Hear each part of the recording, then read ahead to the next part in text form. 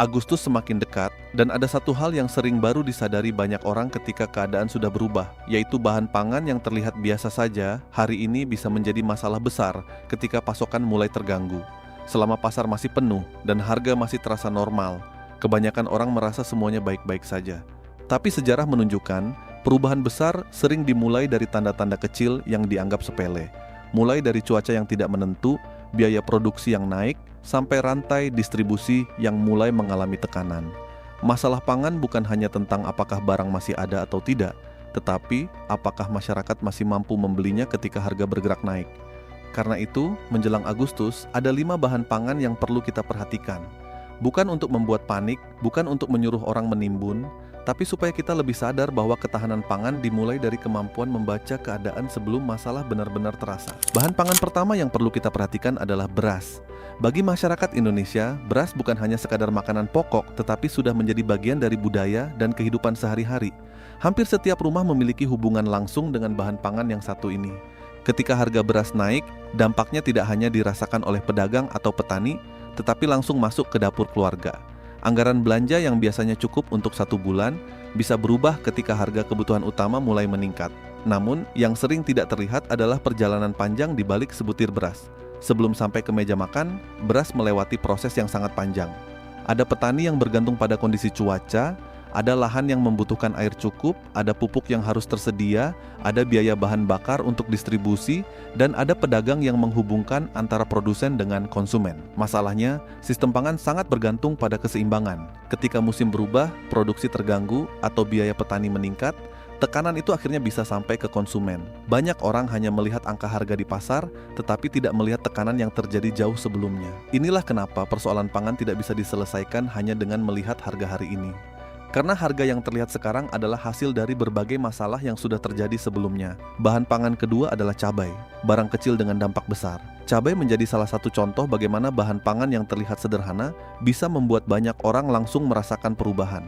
Hampir setiap hari cabai digunakan dalam berbagai masakan, mulai dari rumah tangga sampai usaha kuliner. Tapi cabai memiliki kelemahan besar, yaitu sangat bergantung pada kondisi alam. Ketika hujan terlalu ekstrem, tanaman bisa rusak. Ketika kemarau terlalu panjang, produktivitas bisa turun. Dan ketika produksi turun sementara permintaan masyarakat tetap berjalan, harga bisa berubah dengan cepat. Inilah yang membuat cabai sering menjadi simbol ketidakstabilan pangan.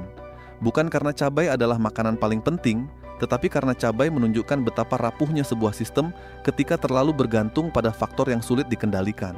Banyak orang baru memperhatikan ketika harga sudah naik, padahal para petani biasanya sudah lebih dulu merasakan tekanan dari perubahan kondisi tersebut. Bahan pangan ketiga adalah minyak goreng. Komoditas yang satu ini pernah menjadi pelajaran besar bahwa kebutuhan sehari-hari bisa berubah menjadi masalah nasional ketika distribusi dan pasokan mengalami gangguan. Minyak goreng memiliki peran besar dalam kehidupan masyarakat Indonesia. Tidak hanya digunakan untuk memasak di rumah, tetapi juga menjadi kebutuhan utama bagi pedagang makanan, restoran kecil, industri makanan ringan, dan berbagai usaha kecil lainnya. Ketika harga minyak naik, dampaknya berlapis. Pedagang harus menaikkan harga jual, konsumen harus mengeluarkan uang lebih banyak, dan keluarga dengan penghasilan terbatas harus mulai melakukan penyesuaian. Yang menarik, seringkali masyarakat hanya melihat kenaikan harga sebagai masalah sederhana, padahal di belakangnya ada banyak faktor yang saling berkaitan. Mulai dari harga bahan baku, kondisi pasar global, kebijakan perdagangan, sampai bagaimana distribusi berjalan di dalam negeri. Dunia sekarang sudah saling terhubung. Gangguan di satu tempat bisa memberikan efek ke banyak negara. Dan Indonesia, sebagai bagian dari ekonomi global, tentu tidak bisa sepenuhnya terlepas dari pengaruh tersebut. Bahan pangan keempat adalah gula. Mungkin sebagian orang menganggap gula bukan kebutuhan utama dibanding beras, tapi kenyataannya gula memiliki peran besar dalam kehidupan sehari-hari. Mulai dari membuat minuman, makanan rumahan, sampai kebutuhan industri makanan. Tantangan gula sebenarnya bukan hanya soal produksi, tetapi juga bagaimana menjaga keseimbangan antara kebutuhan masyarakat dan kemampuan menghasilkan pasokan. Ketika konsumsi terus meningkat sementara produksi menghadapi berbagai hambatan, tekanan harga bisa muncul. Disinilah kita melihat bahwa masalah pangan bukan sekadar persoalan ada atau tidak ada barang. Ada persoalan yang lebih dalam, yaitu kemampuan sebuah negara menjaga sistem produksi agar tetap kuat dalam menghadapi perubahan. Karena kalau sebuah negara terlalu bergantung pada pasokan dari luar, maka perubahan kondisi global bisa menjadi ancaman. harga energi naik, biaya pengiriman meningkat, atau terjadi gangguan perdagangan internasional, semuanya bisa memberikan efek kepada harga yang dibayar masyarakat. Bahan pangan kelima adalah telur dan daging ayam. Dua bahan ini menjadi sumber protein yang sangat dekat dengan kehidupan masyarakat. Banyak keluarga memilih telur dan ayam karena harganya relatif lebih terjangkau dibanding sumber protein lainnya. Namun, produksi ayam juga memiliki tantangan sendiri. Salah satu faktor terbesar adalah biaya pakan. Ketika harga bahan baku pakan naik, biaya peternak ikut meningkat. Dan ketika biaya produksi meningkat, tekanan akhirnya bisa sampai kepada konsumen. Ini menunjukkan satu hal penting, yaitu harga makanan yang kita beli sebenarnya dipengaruhi oleh banyak hal yang tidak terlihat. Sebuah telur yang terlihat sederhana memiliki cerita panjang tentang peternak, pakan, transportasi, energi, hingga kondisi ekonomi secara keseluruhan. Lalu apakah ini berarti kita harus panik menghadapi Agustus? Tentu tidak. Justru kepanikan sering menjadi masalah baru. Ketika orang membeli secara berlebihan karena takut, distribusi bisa semakin terganggu dan masyarakat yang benar-benar membutuhkan bisa ikut terkena dampaknya. Yang lebih penting adalah membangun kesiapan yang masuk akal.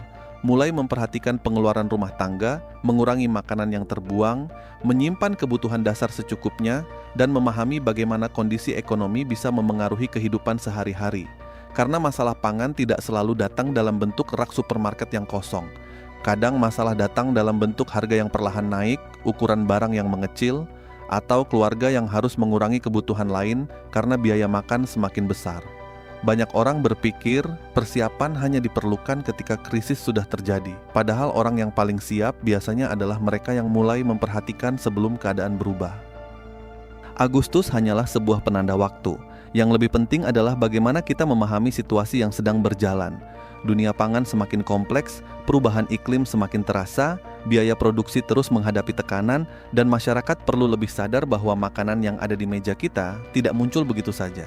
Jangan tunggu sampai masalah menjadi berita besar baru kita mulai peduli. Karena memahami risiko bukan berarti takut, tetapi berarti lebih bijak dalam mengambil keputusan. Kalau menurut kalian, dari 5 bahan pangan tadi, mana yang paling berpotensi mengalami perubahan harga dalam beberapa waktu ke depan? Tulis pendapat kalian di kolom komentar.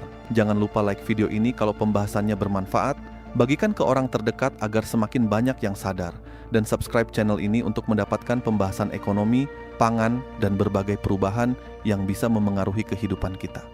Karena pada akhirnya, menghadapi masa depan bukan tentang menjadi orang yang paling takut, tetapi menjadi orang yang paling siap.